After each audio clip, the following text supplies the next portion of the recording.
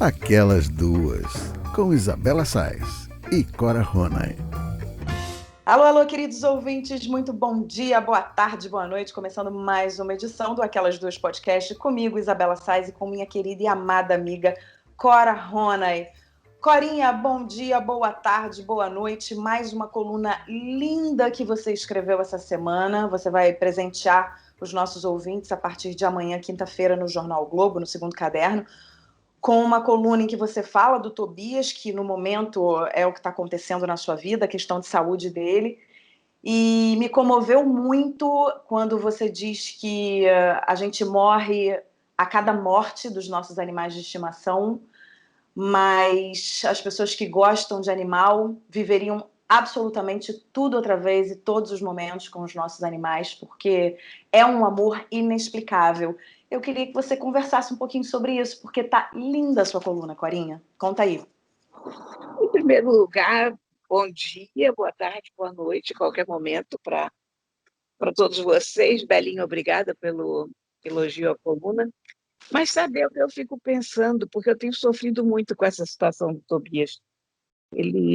O fato de você saber que o bicho está no fim, que o que você está fazendo é só minorar a dor dele e que, na verdade, o que está acontecendo aqui é uma espera, né? Espera do momento em que eu vou ver que não dá mais para levar as coisas assim, enfim, ou que ele vai morrer antes, não sei. Mas a gente sabe que é a espera do fim, né? Sim. É muito, muito doloroso isso, a gente olha para o bicho, chora, é uma despedida muito complicada, muito, muito dolorida. E eu tenho pensado muito nisso porque muita gente, eu tenho compartilhado isso no Facebook, e é engraçado que isso tem tido uma repercussão enorme. Mas eu acho que a repercussão é porque todo mundo que já tem bicho passou por isso, ou vai passar. Então, é um assunto que toca de perto a muita, muita gente, né? Mas, então, algumas pessoas dizem que por isso que deixaram de ter bicho, por isso que nunca mais tiveram bicho. Eu entendo quando uma pessoa diz isso, sabe? Quer dizer, porque é uma dor horrível. Então, naquele momento que você está passando pelo negócio, você pensa, caraca, eu não queria estar passando por isso, porque a gente nunca quer passar pela dor, né? A gente Claro. gostaria de passar pela vida sem essas angústias e amarguras. Mas, por outro lado, se você diz que você não quer mais ter bicho, se você chega à conclusão que você não quer mais ter bicho por causa dessa dor que a morte do bicho causa, você está negando, ou você está dando um peso a isso muito maior do que a toda a alegria que você teve com aquele bicho ao longo da vida. Uhum. Quer dizer, você está vendo a balança pelo lado trocado. Porque é uma dor horrível, de fato. Eu estou atravessando um momento que eu não desejo a ninguém, mas eu olho para o Tobias e eu penso, gente, como é que eu não teria esse animal na minha vida, sabe? Como a minha vida teria sido mais pobre, menos divertida sem esse gato. Como a minha vida enriqueceu com a presença dele. Então, de uma certa maneira, é um egoísmo você achar que não, você não quer mais isso. Ou não sei nem se é um egoísmo, ou se é uma tentativa, de todo modo inútil, de tentar se isolar da dor, porque qualquer relação que a gente tenha na vida pode causar dor, né? Toda separação é muito complicada. Então, tem aquela música do Simon e Garfunkel, lembra? Da pedra, que se fosse uma pedra, I'm a rock, né? Uhum. Sendo uma pedra, isolado de todo mundo, nada vai te atingir, pronto. Mas aí você é uma pedra, vale a pena ser uma pedra? Precisamos fazer uma enquete entre as pedras para saber se é assim. Não vale a pena ser uma pedra, e é isso que você está falando, né? Se a gente está na chuva, é para a gente se molhar. Então, eu acho que a partir do momento que a gente está vivendo, a gente tem as dores e as delícias da vida, né? A gente convive com isso, a gente aprende a lidar com isso. Então, eu também acho que quando a gente diz, não, eu adoro animais de estimação. Também respeito as pessoas que dizem isso, mas eu não consigo entender muito, eu não consigo ver muita coerência, porque eu adoro animais de estimação, mas eu vou me privar uma vida inteira de ter animais de estimação, porque ele vai morrer antes de mim e eu vou sofrer muito. A gente vai sofrer muito por outros motivos na vida também. Exatamente. Né? Você Esse é um vai andar deles. na rua e vai ser atropelada, ou sei lá o que. Pois é. Então, assim, eu não vejo que isso seja. Eu não vejo isso como um motivo para a gente não ter, se a gente de fato quer ter. E você é muito clara na sua coluna quando você diz isso. E é muito bonito quando você diz que você morre a cada animal que morre, né? A cada animal pertencente à sua família que morre, você morre junto, mas você morreria tudo outra vez, porque é tão incrível a convivência. A gente que gosta de bicho, a gente sabe que é incrível a convivência com um animal de estimação, independente do trabalho que ele te dê. Né? Os animais têm personalidades completamente diferentes. Você tem gatos com personalidades completamente diferentes. Eu já tive inúmeros cachorros com personalidades completamente diferentes. Uns deram mais trabalho, outros menos. Uns, né, viveram mais, outros menos. Mas assim, cada um na sua particularidade encanta a família e é já um membro da família. O meu cachorro é o melhor amigo do meu filho. É lindo de ver a relação. Então, assim, eu também teria todos outra vez, sabe? A vida da gente sai muito enriquecida desse convívio. Eu não consigo imaginar a minha vida sem bicho de estimação. É simples assim. Eu não sei. Quer dizer, a casa, para mim, ela vira uma casa quando ela tem um bicho dentro, que passa a ser a alma daquela casa. O motivo pelo qual eu quero voltar para aquela casa. Uhum.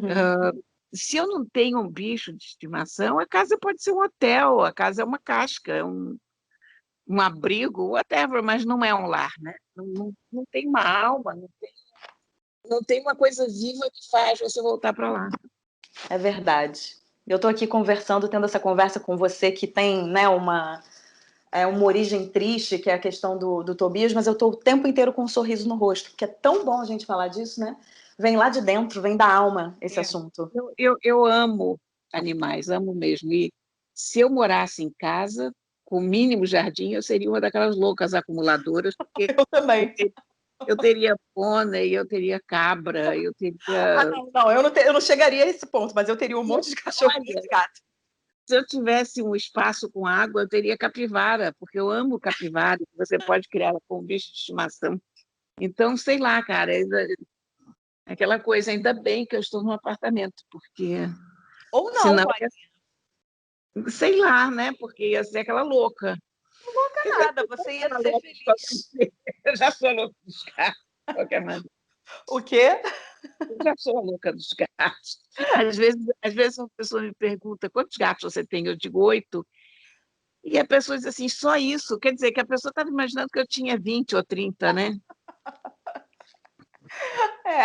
Mas você só seria a louca dos gatos e também a louca das capivaras, das cabras, dos bodes, né? Dos hipopótamos, não sei, de repente. Não, hipopótamo é um animal extremamente violento e perigoso. Esse você deixa na selva. Mas eu entendo o Pablo Escobar, que levou aqueles hipopótamos para a Colômbia. Entendo aquele homem. Ai, Corinha, sempre muito bom conversar com você, sempre muito bom começar esse programa assim. E a gente continua aqui na torcida pelo Tobias para que ele tenha essa qualidade de vida que você está proporcionando para ele, que ele viva enquanto puder, enquanto quiser permanecer por aqui, que ele viva bem, né? Que ele viva com alegria por estar do seu lado, porque eu acho que a maior alegria também dos bichos de estimação é saber que eles estão pertinho da gente, né? Eles gostam da companhia. Muito bem, olha, hoje nós temos um programa super cultural. A gente vai falar inicialmente sobre o teatro online, a gente quer saber se essa moda vai pegar, e a gente fala também sobre as lives musicais que estão crescendo cada vez mais e que nos parece ser aí um mercado que está conseguindo resgatar o que foi perdido com a pandemia e que talvez tenha algumas coisas relacionadas a essa área aí do teatro e dos shows que venha para ficar. Vamos ver, a gente começa conversando sobre o teatro. A gente já falou por aqui sobre como a cultura tem se reinventado em tempos de pandemia. E uma das novidades na área se consolidou e cresceu durante esses longos meses de isolamento social: o teatro online. A apresentação teatral mudou de formato e a atividade, essencialmente definida como a arte do encontro, começou a romper barreiras. Grandes companhias e atores têm se apresentado nos fins de semana, muitos a preços populares, que variam de R$ 10 a R$ 20. Há também os bilhetes solidários, de até R$ 250, para ajudar as produções e campanhas de auxílio ao setor.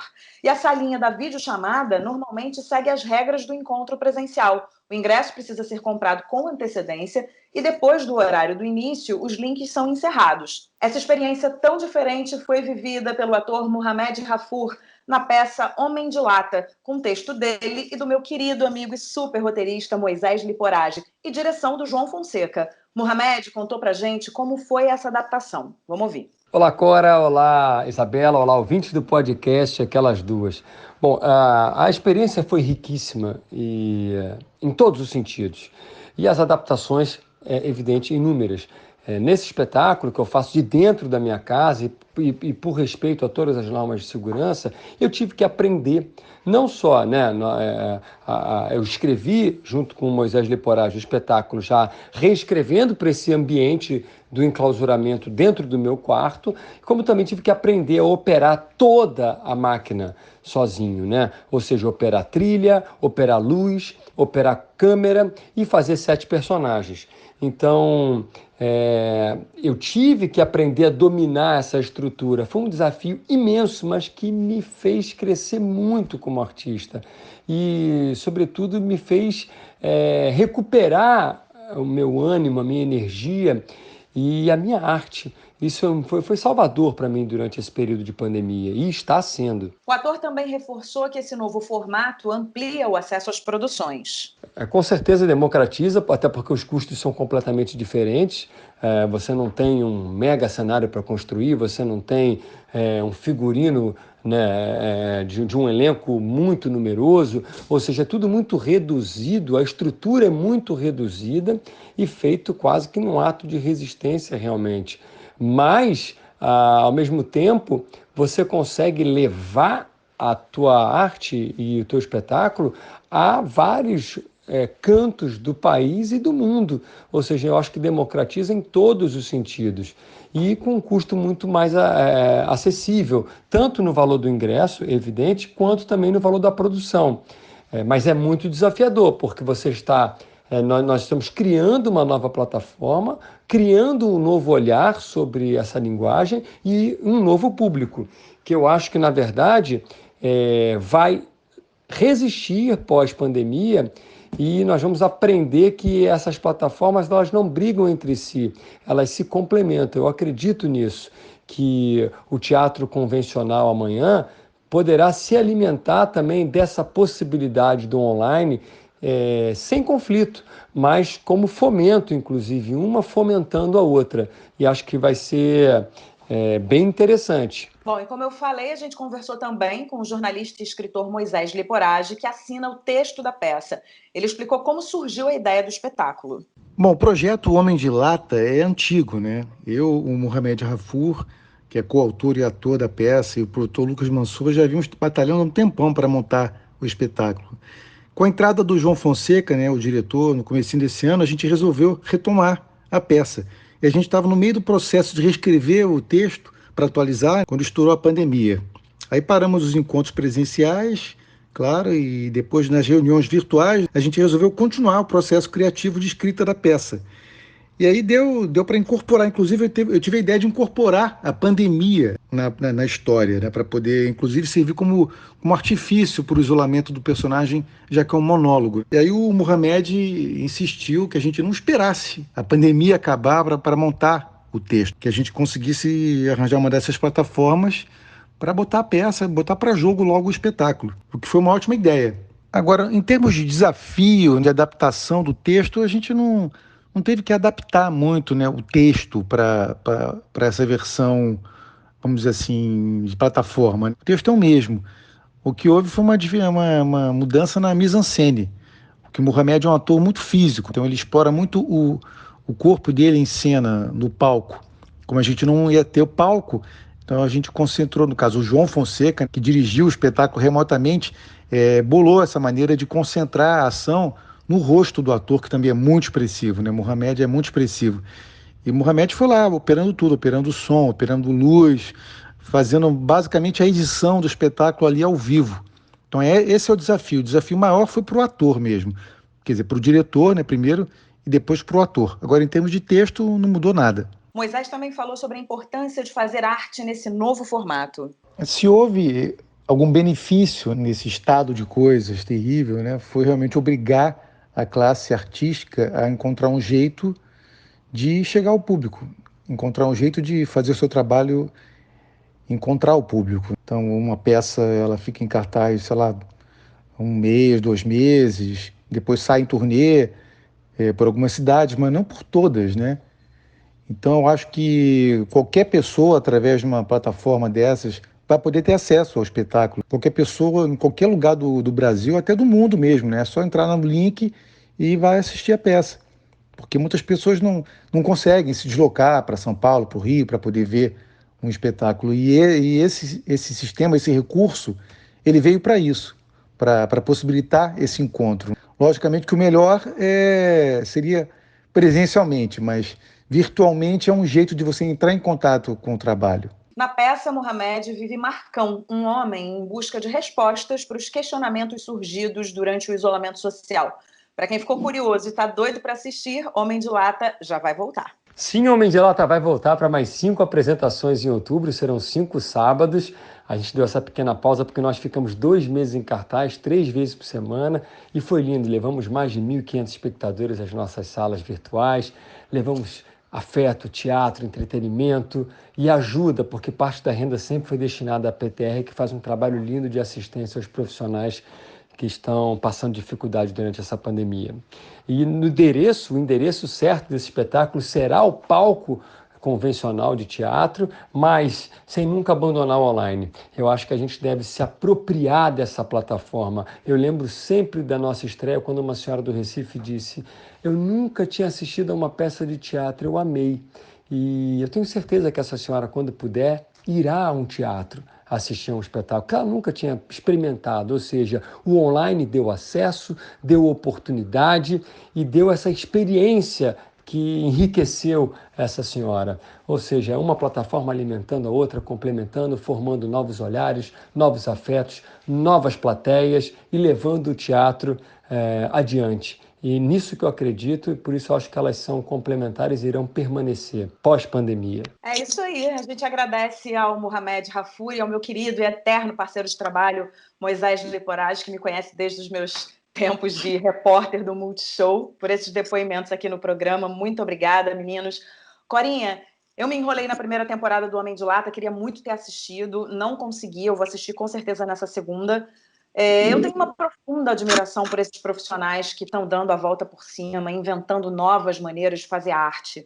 Essa galera, eu acho que tem que ser, sei lá, aplaudida de pé, sabe? Todos esses profissionais. Você já teve experiência de ver alguma peça online e você acredita que esse formato veio para ficar no pós-pandemia? Você está sentindo isso pelo que você está vendo e pelo que você conversa com amigos, enfim, pelo que está acontecendo aí no mundo? Olha, eu já vi a um show pago online e achei ótimo e achei a ideia excelente, porque tem a coisa coletiva de você saber que tem outras pessoas vendo, quer dizer, isso é uma coisa que você mais intui do que você vê, mas de saber que aquilo está acontecendo exatamente no momento em que você está vendo. Você não precisa sair de casa, porque essa altura, eu não sei mais se é uma vantagem ou uma desvantagem, porque depois de 6 meses em casa, a gente não sabe mais se isso é bom ou ruim, muito antes pelo contrário. A gente já não sabe mais de nada.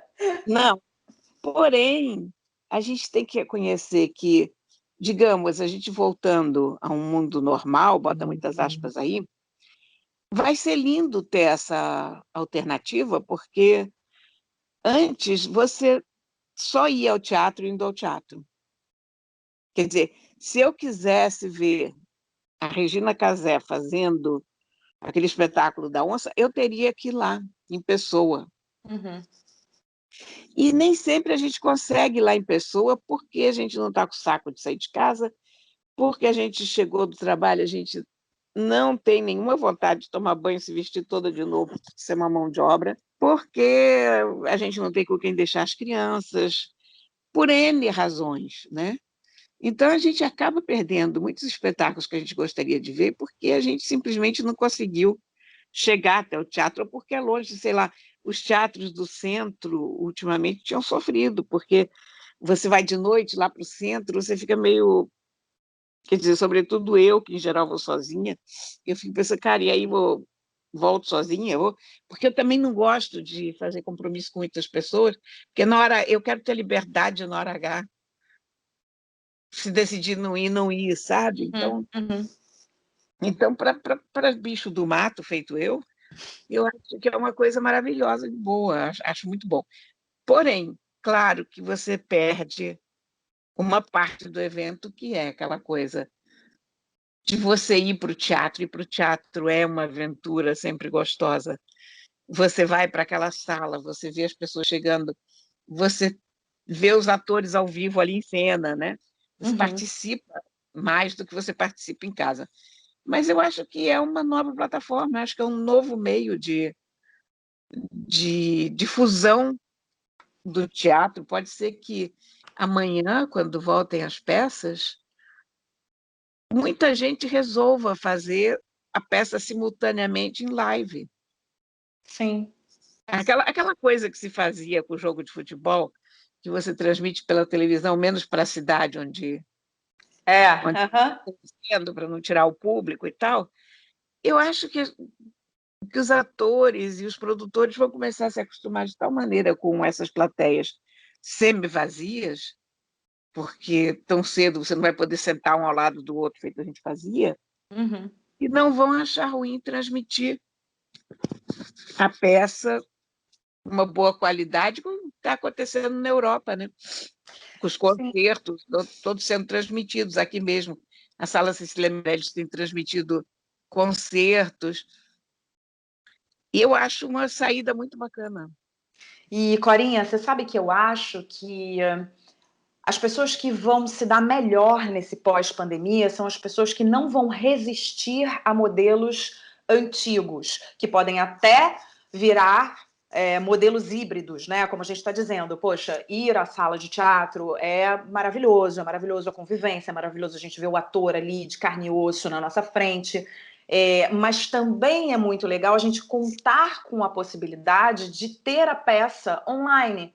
Porque cada pessoa tem a sua vida, cada pessoa tem a sua logística de vida e, de repente, vai ser mais confortável ver do sofá de casa. É bom que a gente tenha essa escolha. E eu acho que os profissionais que não resistirem a esse modelo novo, que seja um modelo híbrido no futuro, são as pessoas que vão se dar melhor. Aquele profissional que ficar, não, isso aqui não é legal, porque perde a noção da arte do encontro, porque perde todas as... Né, tudo que tem na base de um espetáculo teatral. Se você começar a entrar numa de que não é teatro, eu não vou fazer, cara, essa pessoa vai se dar mal, porque o mundo já é outro e o mundo vai ser outro cada vez mais. Então, eu fico muito feliz de ouvir o Moisés e o Mohamed falando, porque são pessoas que se adaptaram absolutamente lindamente aos novos tempos. É isso, temos um espetáculo, estávamos montando um espetáculo para ser apresentado ali, né, com as pessoas sentadas, né, como era antigamente. Mas, cara, não deu, a gente não controla tudo no mundo, apareceu uma pandemia, né, a gente não tem controle sobre ela, a gente pode colaborar para que ela não se alastre mais, para que o vírus não se alastre mais, mas a gente não tem controle sobre isso, então vamos dançar conforme a música. Eu acho que essa pandemia é o momento da gente dançar conforme a música, da gente enxergar oportunidades onde a gente não enxergava antes. Então é muito legal a gente ver um ator dizendo, pô, para mim o maior desafio foi porque eu virei figurinista, iluminador, sonoplasta, eu nunca tinha feito esse trabalho. E conseguir perceber que eu consigo realizar isso, pelo menos nesse momento, né? E é bonito também ver que eles tiveram mais de 1.500 espectadores, que eles destinaram parte dessa grana aos profissionais de teatro que não estão conseguindo retomar o trabalho, sabe? Eu achei surpreendente o número de espectadores. Fiquei muito feliz. Pois é enorme. Então, assim, é muito bom a gente ver, né, que essas pessoas estão conseguindo retomar seus trabalhos e estão felizes com isso, porque também não adianta você retomar o trabalho e falar, mas não tá legal.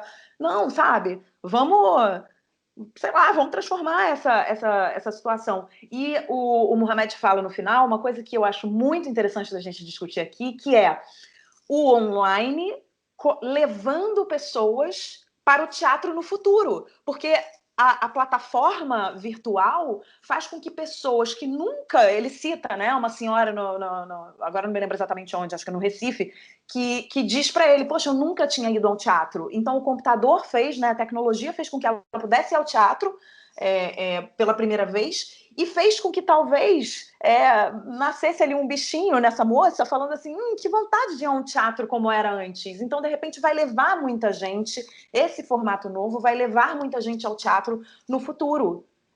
Então, é muito legal, né? Você perceber que a tecnologia tá proporcionando esse tipo de coisa. Para o ator, então, e para o roteirista, deve ser incrível, você não acha? Olha, eu acho muito interessante sobre todos os aspectos, porque eu acredito que muita gente não foi ao teatro por falta de oportunidade. Você imagina quantas cidades a gente tem no interior que não tem um teatro, ou que tendo um teatro não recebem atores de fora fazendo peças. Então, muita gente também fica intimidada, não quer ir, porque não sabe qual é a roupa que vai, não sabe como é que funciona. Sempre uma coisa que você nunca fez é uma coisa que te afasta um pouco, né? Para muita gente é desconfortável a ideia. Como é que eu vou a um concerto? Como é que eu vou a um teatro? As pessoas vão reparar na minha roupa, as pessoas vão... Sei lá, você fica se sentindo fora daquela coisa coletiva que está acontecendo. Quando você vê a coisa pelo teu computador em casa, ou pelo teu celular mesmo, você vê que não é um bicho de sete cabeças, você percebe que é uma coisa perfeitamente normal, que é como ir a um cinema, basicamente. Então, eu acho que isso vai tirar um certo medo das pessoas de irem ao teatro. Ao mesmo tempo, vai levar o teatro para muita gente, porque você imagina, não precisa nem falar em pequenas cidades do interior, não sei como, mas se você está aqui em Itaipava ou em Friburgo, no teu sítio, a chance de você ir ao teatro é relativamente pequena, mesmo lá. Relativamente pequena, eu diria inexistente quase, né? Então, você imagina, você está no sítio de férias e tem um espetáculo da Maite Proença, pronto. Aí você assiste, evidentemente, né? Você vê que coisa boa, o melhor de dois mundos, você está lá no meio do mato e você tem ido ao teatro. Claro. Então, eu vejo muito futuro nessa ideia, sinceramente. E, Corinha, você estava falando aí, me ocorreu uma coisa curiosa, porque a gente fala do teatro ali presencial, né, com o público próximo do ator, mas eu acho que talvez esse modelo aproxime mais o ator no sentido de, sei lá, no sentido do público perceber que é um ser humano como outro qualquer, desempenhando o seu trabalho como, né, várias pessoas fazem. Eu não sei, de repente esse formato online até aproxime um pouco mais o público desse ator, porque essa pessoa sabe que esse cara está, né, fazendo o espetáculo, esse ator ou essa atriz, eles estão fazendo o espetáculo de dentro das suas próprias casas, né? Assim como os jornalistas, outro dia que a gente estava falando, que a gente fica reparando no fundo, vendo o vaso que tem na casa do jornalista, estante de livros, os CDs, a gente não conhecia antigamente os livros que ficam no fundo da, sei lá, de uma jornalista de uma comentarista, de uma Miriam Leitão da vida, ou, né? A gente não conhecia, e hoje a gente está conhecendo um pouquinho mais da casa dessas pessoas, que seja uma orquídea aqui atrás, mas a pessoa tem uma orquídea em casa. E aí você também está mais próximo desse ator, porque ele está fazendo aquilo ali nada mais do que uma chamada de vídeo direto da casa dele, né? Não, então... mas sabe que eu estava pensando até em teatro mesmo, quer dizer, o que tem acontecido na sala, Cecília Meirelles, por exemplo. Tá, teatro direto do palco. É que as pessoas tocam lá, só que não tem público, aquilo é transmitido. Mas eu acho que mesmo assim o vídeo dá uma certa intimidade. A coisa da live, a coisa do vídeo, quando você... Porque uma coisa é você vê no cinema e você sabe que aquilo foi muito produzido e você não sabe em que momento foi editado e como foi editado e como aconteceu. Mas a coisa feita ao vivo, que é a coisa do teatro, não tem truque, né? você está assistindo exatamente ao que está acontecendo ali. Uhum. Então, cria uma aproximação, com toda certeza. É isso aí. Eu acho que tem futuro, acho que veio para ficar, hein, Corinha? O teatro Eu tenho online. a impressão que sim. Eu espero que sim, torço para que sim, porque eu vejo tanta possibilidade nisso, sabe? De democratização do teatro, de aumento do público, mesmo do público que é acostumado com teatro, por aquelas coisas que eu falei antes, você não está com saco de sair de casa, e tem a coisa financeira também, porque você hoje sair em 2 para um teatro, a gente nunca vai só ao teatro, né? A gente vai ao teatro e vai jantar. Vai jantar. É. É um programa caro para danar hoje. Uhum. Então, ficando em casa, você já economiza o Uber, você faz as suas próprias pipocas, se for o caso. E não atrapalha ninguém na hora de comer. Não, pois é, você pode falar durante o espetáculo. Coisa boa, hein? Porque eu sou uma que adora falar durante o espetáculo e as pessoas todas me olham assim. É isso aí, eu acho que tem futuro também. Olha, agora a gente fala sobre as lives de música, que estão ganhando cada vez mais espaço nesse novo mundo que se apresenta. As famosas transmissões ao vivo foram e são uma febre da quarentena. Desde março, quando o isolamento social foi decretado no Brasil, já vimos todo tipo de live, de cantores, influenciadores e de profissionais das mais variadas áreas em diferentes formatos. O artifício permite que público e artistas continuem próximos, mesmo com a distância física, e tem sido vital para o mercado da música. Nós conversamos com o cantor e diretor artístico e também um querido amigo, tá cheio de amigo nesse programa hoje, Zé Ricardo. Ele contou pra gente por que as lives deram tão certo nesses últimos meses. Alô, minha querida Isabela, que prazer estar aqui com você e com a Cora, que eu também sou muito fã. Aliás, uma honra estar aqui junto com vocês. Muito feliz pelo convite. Eu acredito que as lives, elas se tornaram uma grande válvula de escape para as pessoas acabarem com a pressão que a pandemia causou, não só na vida, no dia a dia, mas na alma das pessoas, né? Eu acho que essa geração nunca experimentou uma quarentena como foi imposta agora por conta do vírus da Covid-19. E achei que o surgimento das lives foi uma grande válvula de escape para que as pessoas pudessem estar em contato com arte. Porque se você não se você não vive a arte, você morre de realidade, né? A grande frase. Então eu acredito que elas se mantiveram vivas por uma necessidade de que o ser humano tem de se relacionar com a arte, não só com a música, mas com o teatro, com a dança. Então elas foram muito positivas nesse universo que a gente está vivendo.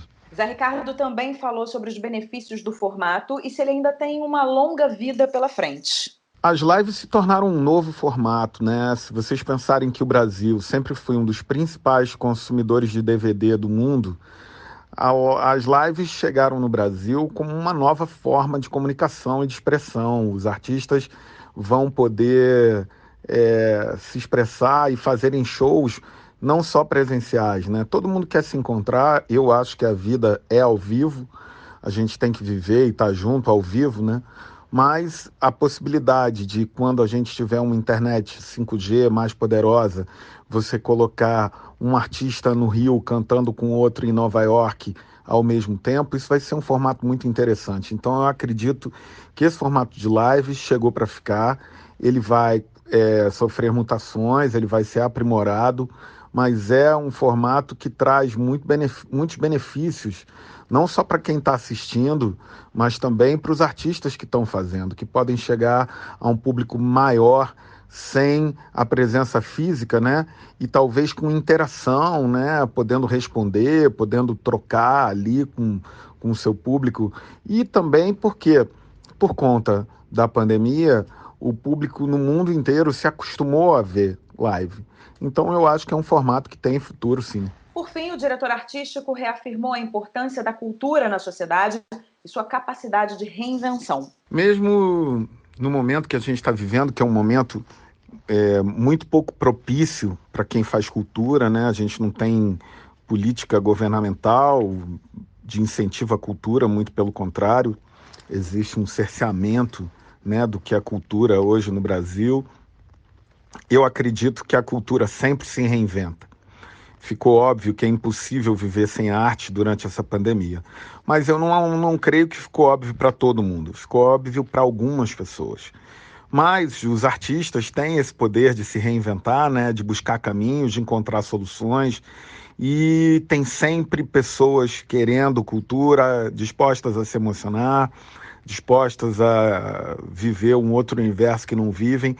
Eu acredito que as lives, os shows, os filmes, eles são parte fundamental na vida de todos e que a cultura vai se reinventar. Eu acho que a gente precisa, enquanto artista, enquanto produtor cultural, se organizar e encontrar novos caminhos, né?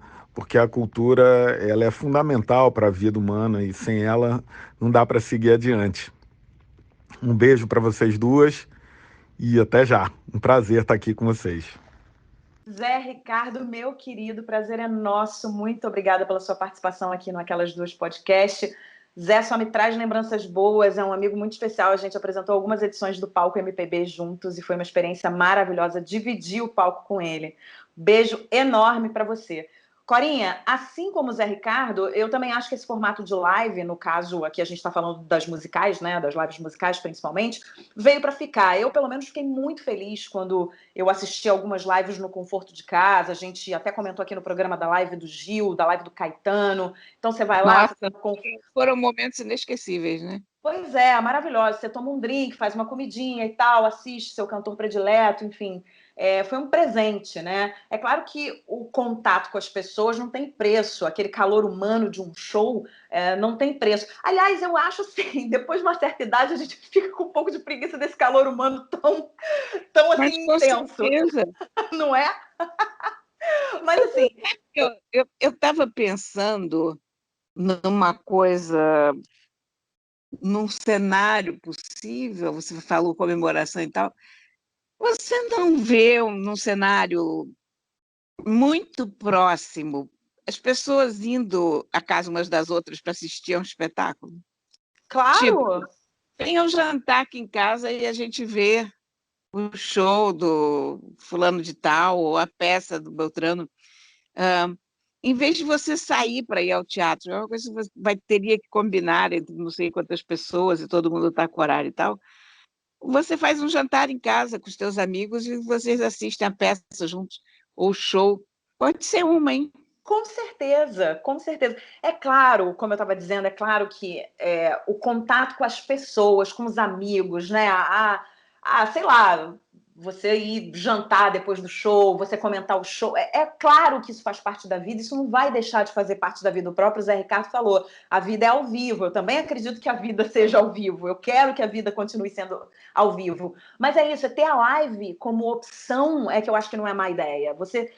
Eu acho que essa pandemia meio que abriu a cabeça dos artistas para um formato que é totalmente possível e que democratiza a arte e que, sabe, você vai apresentar o seu show não só para as pessoas que estão no Brasil, porque quando você vai fazer um show na Praça da Apoteose, no Maracanã, você vai fazer um show para as pessoas que estão aqui, mas você pode transmitir esse show. E outra coisa que ele falou que eu achei super legal, e ele é mestre nisso, o Zé Ricardo, de armar duetos interessantíssimos, ele faz isso muito bem no palco Sunset do Rock in Rio, é você ter um show, a partir do momento que a tecnologia fique melhor, né? Você ter um show de uma pessoa aqui, você pegar um Caetano Veloso aqui com um Stevie Wonder né, nos Estados Unidos, e você fazer um show dos dois juntos. O que vai ser isso na vida de uma pessoa? Eu faço uma festa na minha casa para ver esse show, né? Eu acho que isso vai ser um dos efeitos duradouros da pandemia. A criação, porque, olha, a verdade é que a pandemia e a quarentena elas aceleraram uma série de processos digitais que vinham lentamente. A coisa do trabalho online, a coisa das reuniões online, quer dizer, as pessoas usavam o Zoom no escritório, mas fora do escritório ninguém nem sabia o que era Zoom. Muitos escritórios nunca nem tinham ouvido falar em Zoom. Você vê agora, Zoom é o que há de trivial, simples, todo mundo conhece Zoom, todo mundo sabe o que é Zoom. Então, eu acho que a mesma coisa vai acontecer com as lives. São um processo digital. Não vou dizer que seja um processo inédito, porque a gente já tinha coisas de óperas ao vivo, né, sendo transmitidas do Metropolitan e concertos da Filarmônica de Berlim, mas eram coisas episódicas e não era Não era corriqueiro, né? não era uma coisa corriqueira de jeito nenhum, eram séries, assim, as óperas ao vivo, e aí você ia para o cinema, assistir no cinema a ópera do Metropolitan, mas você pode ter a ópera ao vivo na tua casa, porque as pessoas agora já estão acostumadas a se conectar. Outra coisa que é importante, que vai se desenvolver, é a ideia de pagar pelo espetáculo que você está assistindo, porque a gente tem uma tendência a achar que estar no computador é grátis. Então, você ia ao cinema para assistir a ópera do Metropolitan, porque aquilo era uma forma de cobrar entrada. Ninguém espera entrar no cinema de graça. Mas, uma vez que são criados os sistemas de remuneramento e que as pessoas criam esse hábito, não há por que não deixar a pessoa assistir ópera na sua própria casa. É claro que há uma preocupação com a qualidade da imagem, com a qualidade do som, mas, olha, uma imagem ruim e um som ruim, eles são melhores do que som nenhum, ou imagem nenhuma. Então, de novo, eu volto para aquele cenário, a gente está de férias lá em Friburgo, no sítio, e a gente vê a abertura da temporada do Metropolitan. Isso não é um espetáculo? Claro, claro, e é muito importante a gente ter consciência de que esse é o trabalho do artista e que a gente deve sim pagar por ele, porque se a gente não tá, quando a gente vai ao teatro a gente não paga o ingresso, então vamos, né, vamos assistir a uma peça, vamos assistir a um show, a um concerto, você falou muito bem, as pessoas acham que tá no computador é de graça, que a gente está acostumada num clique assistir um monte de coisa, assistir um monte de vídeo e tal, mas você tá vendo ali um show ao vivo. Aquilo ali faz parte do trabalho, da dedicação e de uma vida inteira que essa pessoa né, se dedicou à sua arte. Então, é importantíssimo também a gente criar consciência nesse novo formato de que a gente deve pagar, sim, por algumas coisas, né? Por algumas apresentações, principalmente as apresentações ao vivo, né? Uma coisa é você ver um vídeo que está gravado e disponível no YouTube. Outra coisa é você ver uma apresentação ao vivo de um artista ou um concerto, enfim. Né? É muito diferente. Eu acho que é uma nova cultura. É engraçado, a gente periodicamente passa por essas novas situações que depois se tornam normais.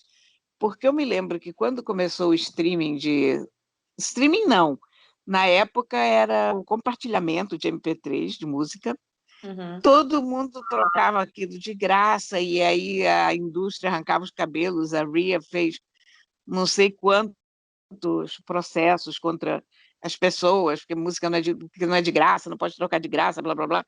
Era uma coisa que a única coisa que faltava ali era um streaming de qualidade e um ponto de preço que as pessoas julgassem justo pagar.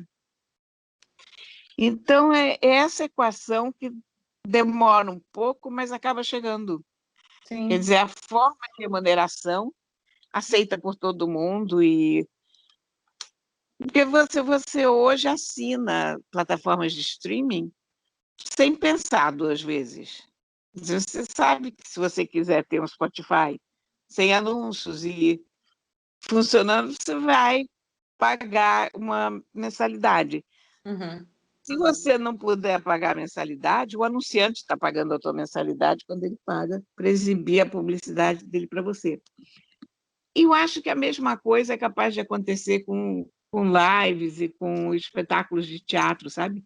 De a gente futuramente vir a ter uma plataforma de teatro, alguma coisa assim. Sim, eu acho que tem um universo a ser descoberto ainda por esses profissionais, né? Muito grande. O exemplo da Mônica Salmazo, por exemplo. Ah, pois é, maravilhosa. Eu acho que a Mônica explodiu com o online, porque a Mônica tinha um público muitíssimo fiel, mas aquele público dela. Aham. Ela não era uma cantora que todo mundo soubesse o nome.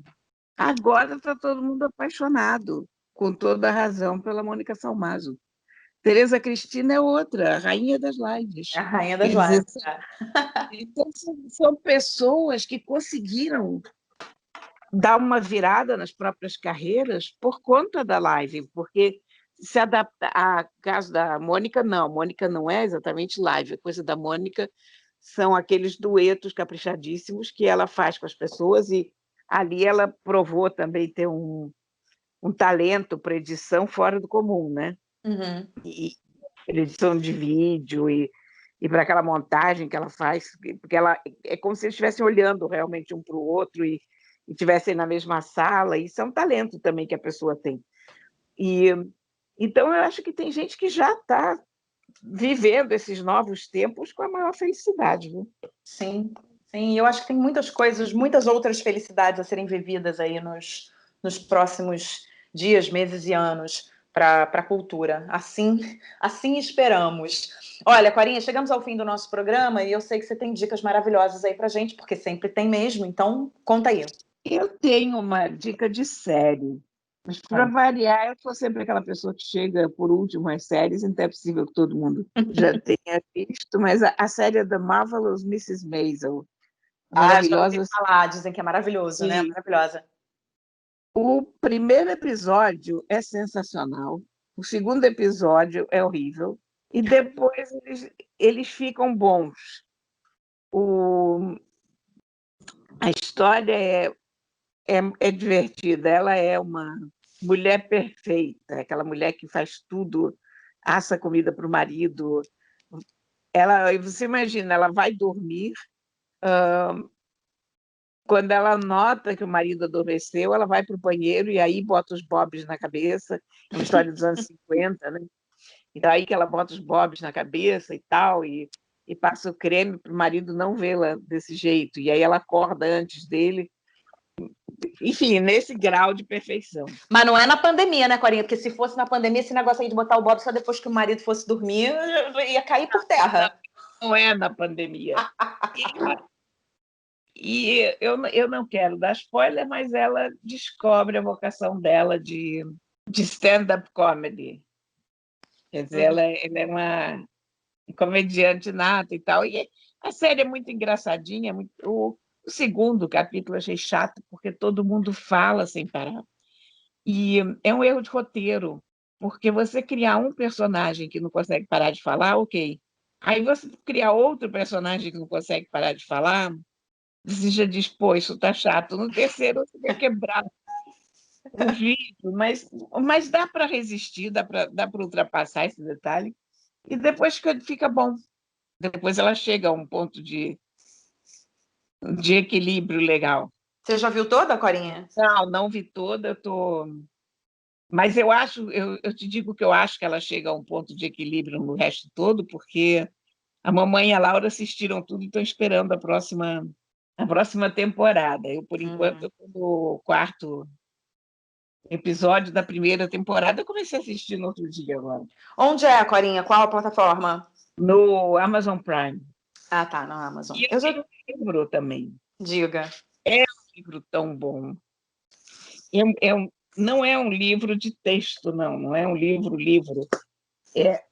E também não é uma graphic novel, são os cartoons, os desenhos, eu sei lá como é que a gente define, de uma moça chamada Bruna Maia, que tem um Instagram chamado Estar Morta.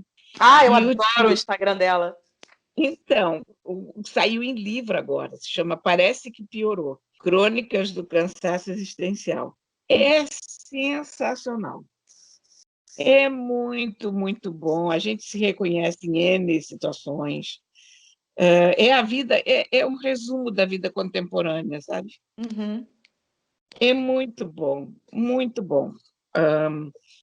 Para a gente comprar para a gente mesmo, para a gente dar de presente. Sabe aquela pessoa para quem você não sabe o que dar de presente? Você pode dar esse livro, porque todo mundo Vai gostar. É muito, muito bom o livro. Eu adorei. O Instagram dela é muito bom. Editora Quadrinhos na Companhia. Parece que piorou, da Bruna Maia. Recomendo a todo mundo. Eu peguei o livro, não consegui largar enquanto eu não cheguei até o fim, porque eu estava me divertindo tanto. Eu vi tantas coisas ótimas. Fiquei feliz, sabe? Para mim, foi uma descoberta, porque eu não conhecia o Instagram dela. Então, acabou sendo uma descoberta mesmo. É sensacional, super recomendo. Muito bem, Corinha, eu tenho uma dica aqui, fecho o programa com uma dica de documentário. Muita gente falando nas redes sociais sobre esse documentário agora essa semana. Eu comecei a ficar muito curiosa, vários amigos me indicaram o filme, dizendo que era maravilhoso e tal. É um documentário chamado O Dilema das Redes, da Netflix, que fala sobre a influência e o efeito das redes sociais sobre nós. Então a gente tem depoimentos de figuras importantes que já passaram por Google, Facebook, YouTube, Instagram e afins, né?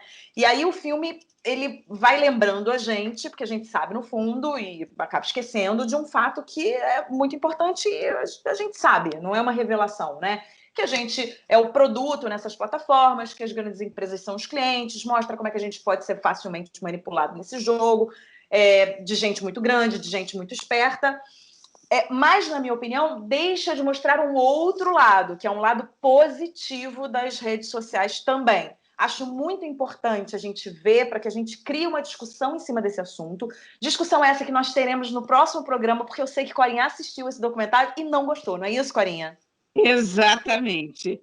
Eu comecei a assistir e, assim, na metade eu digo, não estou com saco para ver essa pregação, mas vamos conversar sobre isso na semana que vem. Vou falar desse documentário. Não gostei, realmente acho que tem algumas coisas importantes, mas não. É isso. Esse, na verdade, é um dever de casa que a gente está botando aqui para vocês. Assistam O Dilema das Redes na Netflix, está lá disponível. E aí vocês ouvem o programa que vem, que a gente vai falar mais profundamente, vamos aprofundar nesse assunto das redes sociais. É um assunto muito polêmico, é um assunto que a gente tem o maior interesse de discutir, né? Ainda mais agora em tempos de pandemia, que as redes sociais estão bombando. Então, eu acho super importante a gente falar sobre ele. Então, falaremos no próximo programa sobre o dilema das redes, certo? Corinha, acabou. Quando acaba, eu fico muito triste. Puxa vida, não quero que acabe. Vamos continuar conversando. Vamos continuar conversando. Não, olha aqui, eu vou lembrar o nosso ouvinte que se quiser ouvir uma música boa, de qualidade, vai lá na nossa playlist no Spotify, tem a playlist do Aquelas Duas. Você também pode maratonar o Aquelas Duas podcast, porque está disponível aí nas principais plataformas digitais, então vem lá do comecinho. Se você está atrasado, não tem problema, a gente te espera. E se quiser falar com a gente, aquelasduaspodcast@gmail.com. É isso, Corinha, adorei. Lógico que eu adorei, porque eu sempre adoro. E eu te vejo na semana que vem, tá bom? Até para a semana. Aquelas Duas, com Isabela Sais e Cora Ronay.